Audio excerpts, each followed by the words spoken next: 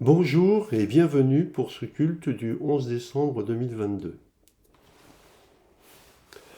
Je vous propose de commencer ensemble par un Père Saint. Père Saint, Dieu légitime des bons esprits, qui n'a jamais trompé ni menti, ni erré, ni hésité. Par peur à venir trouver la mort dans le monde du Dieu étranger, car nous ne sommes pas du monde et le monde n'est pas de nous, donne-nous de connaître ce que tu connais et d'aimer ce que tu aimes. Amen.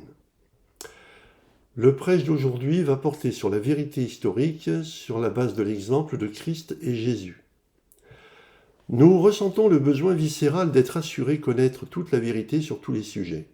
Cela en arrive même au point que, de nos jours, la remise en question de toute information, y compris quand elle est confirmée par les spécialistes du sujet, est devenue un sport planétaire. Nous oscillons entre la peur de la manipulation et l'envie de disposer d'une information indiscutable. L'homme est-il allé sur la Lune ? La Terre est-elle ronde ou plate ? Fut-elle le fruit d'une évolution naturelle de type darwinien ou a-t-elle été créée en 7 jours ? Aujourd'hui, je vais essayer d'ouvrir avec vous un dossier beaucoup plus épineux sans prétendre vous proposer une réponse univoque et encore moins vous faire adopter mon avis. La vérité historique. Samuel Noah Kramer titre son ouvrage « L'histoire commence à Sumer ». La justification de cette affirmation tient au fait que cette science humaine permet de fixer la mémoire d'un peuple, d'un pays, d'un continent, etc. Or, Sumer étant en l'état actuel de nos connaissances la région où est apparue la première forme d'écriture, vers 3300 avant l'ère commune, qui évoluera vers l'écriture cunéiforme, elle devient logiquement le premier lieu où les événements furent fixés par ce nouveau moyen de transmission de la mémoire. La vérité historique repose donc sur deux éléments qui la définissent sans garantir en aucune façon l'authenticité de ce qu'ils affirment.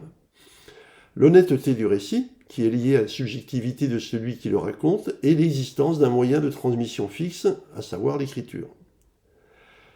La fiabilité des sources est d'autant plus douteuse que l'un de ces deux éléments peut être pris en défaut. Les Romains comme les Juifs considéraient qu'un témoignage unique était sans valeur, le fameux testis unus, testis nullus, ce qui nécessitait donc au minimum 2 témoignages concordants pour avoir valeur de preuve. Donc si un fait est relaté par un témoin unique, sa fiabilité est forcément douteuse, sans que cela soit un jugement de valeur sur le témoin.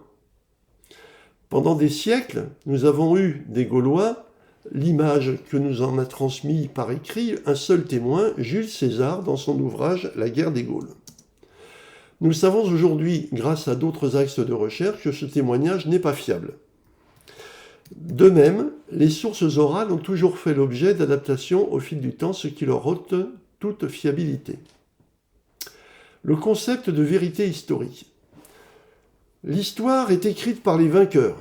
Cette affirmation de Robert Brasillac dans son livre Frères ennemis pose en fait la volonté que l'histoire soit le ciment d'une nation, et qu'elles doivent donc proposer un récit univoque pour souder les peuples après des troubles. Mais les vaincus ont leur propre histoire et la conservent sous différentes formes dans le but de ne pas laisser s'éteindre leur vérité historique. La vérité historique se heurte souvent à des contradictions issues d'autres sciences, comme ce fut le cas de l'archéologie pour le récit de la Torah ou de la philologie pour l'attribution du contenu de certains documents écrits, comme les lettres de Paul par exemple. Ainsi, les peuples dominants ont souvent falsifié de manière intentionnelle ou culturelle le récit qu'ils ont retranscrit pour orienter l'image qu'ils voulaient donner des événements.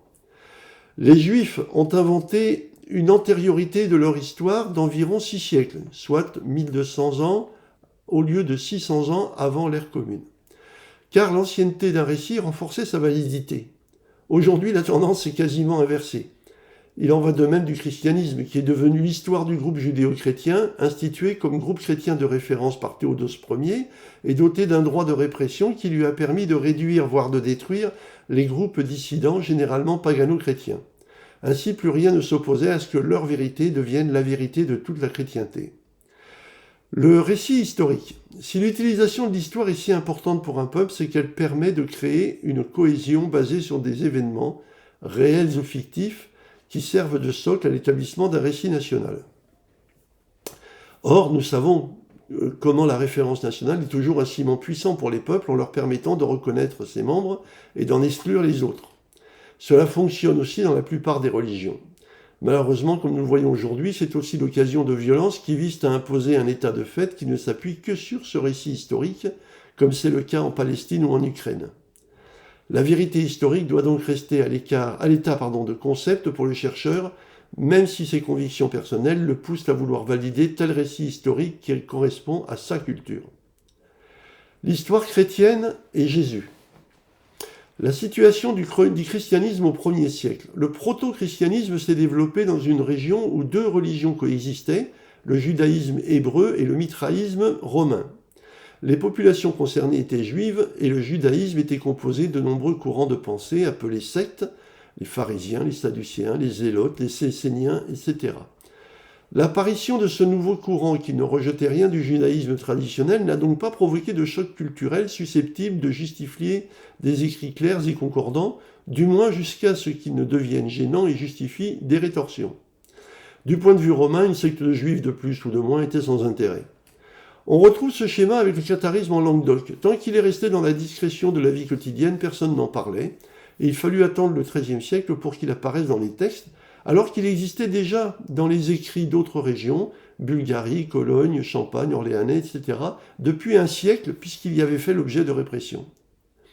Le christianisme présente en outre la particularité d'être une religion dont les courants internes n'ont jamais cessé d'être en conflit pour s'imposer comme seule référence globale. Comme je l'ai expliqué dans mon livre Catharisme d'aujourd'hui, un premier schisme s'est produit en 1949 quand Paul s'est insurgé de la volonté des représentants de Jérusalem, qu'on appelle les colonnes, d'imposer le strict respect des règles juives aux prétendants se réclamant de Christ. De ce schisme sont apparus deux groupes, le premier soumis au judaïsme, juif chrétien puis judéo-chrétien, et le second affranchi de tout lien avec le judaïsme, pagano-chrétien.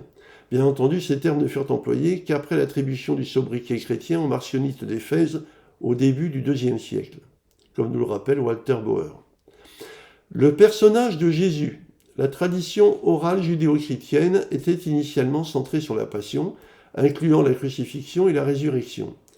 S'adressant à des populations juives pour la plupart bercées de récits fantastiques issus de la Torah, il se devait d'être au moins aussi merveilleux, d'autant qu'il évoquait un personnage falot, sans pouvoir, et éliminé de la façon la plus misérable qui soit.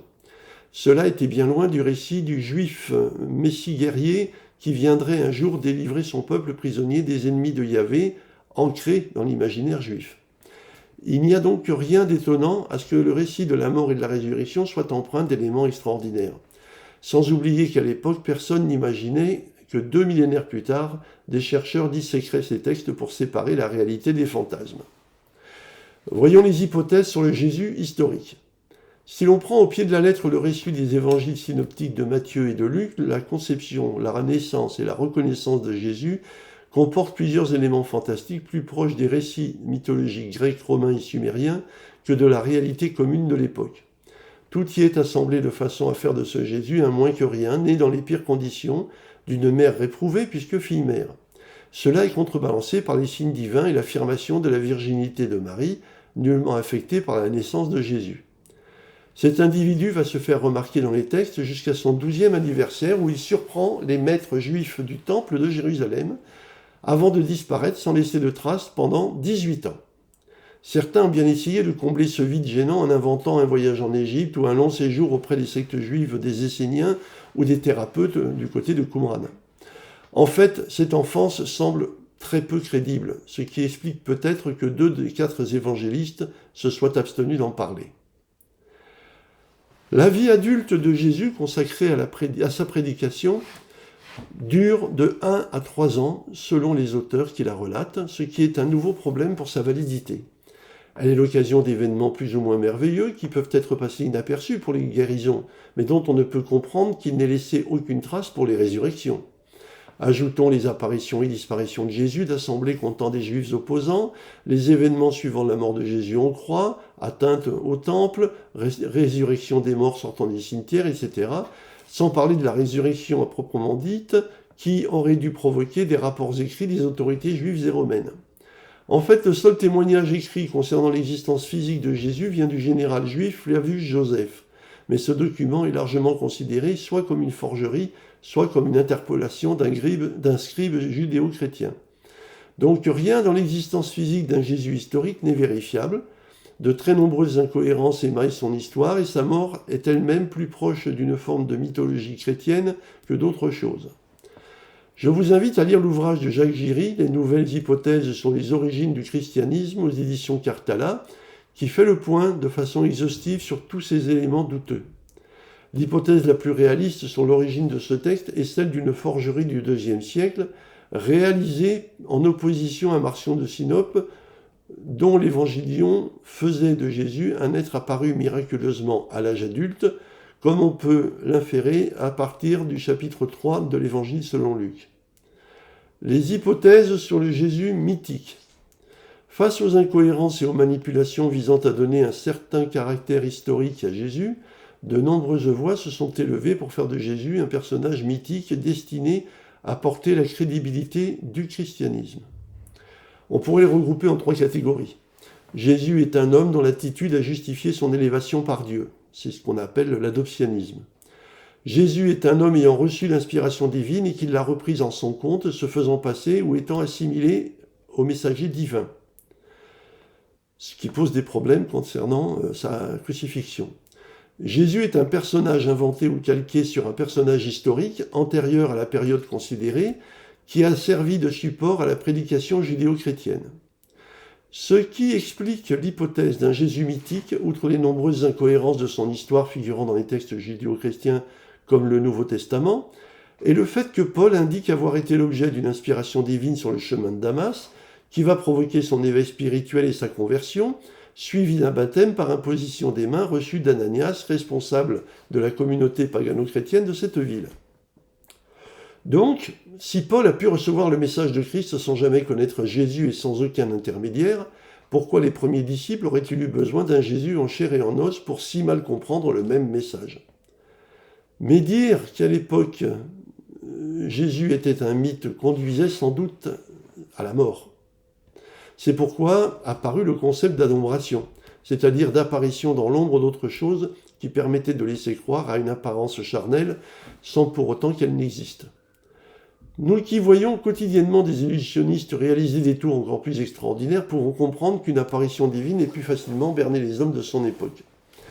Aujourd'hui, je préfère imaginer une inspiration divine à la façon de Paul, avec par ailleurs une construction mythique autour du message reçu, car ce qui compte, c'est le message et en aucun cas le messager. Le Christ est Jésus de nos jours. Maintenant que les hommes sont suffisamment éduqués pour comprendre des concepts simples, il faut choisir des hypothèses réalistes plutôt que de céder à des fantasmes incohérents. Imaginer un Jésus en chair et en os ou une apparition d'apparence humaine présente des inconvénients équivalents.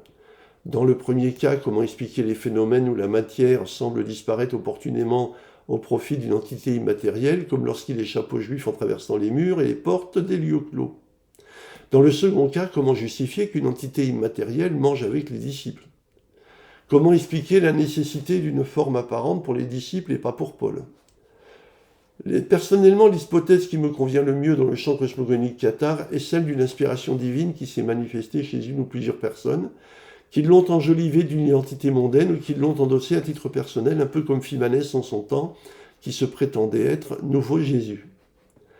Paul n'a pas jugé utile d'user de tels sacrifices et a laissé les disciples à leur choix, ce qui explique qu'il ait mis 3 ans avant de revenir à Jérusalem où il n'en a rencontré que 2 d'entre eux. Par contre, je crois en la réalité d'un envoyé divin que j'appelle Christ, qui fut porteur du message de bienveillance et qui nous a laissé au bon soin du Saint-Esprit paraclet pour nous guider vers notre salut. Je vous remercie. Je vous propose maintenant de terminer en écoutant le pater que je vais dire seul dans le respect de la réglementation cathare. Père Tout-Puissant, principe des esprits saints, ta volonté agit sur tout le bien. Ton Saint-Esprit nous guide comme il te plaît pour que ta grâce puisse nous être accordée. Donne-nous chaque jour la nourriture que ta parole et ton amour procurent. Remets-nous nos fautes et nos manquements comme pour nos frères nous en faisons autant, et soutiens-nous dans les difficultés afin de nous délivrer du mauvais. Amen. Je vous remercie et je vous souhaite une bonne journée. Au revoir.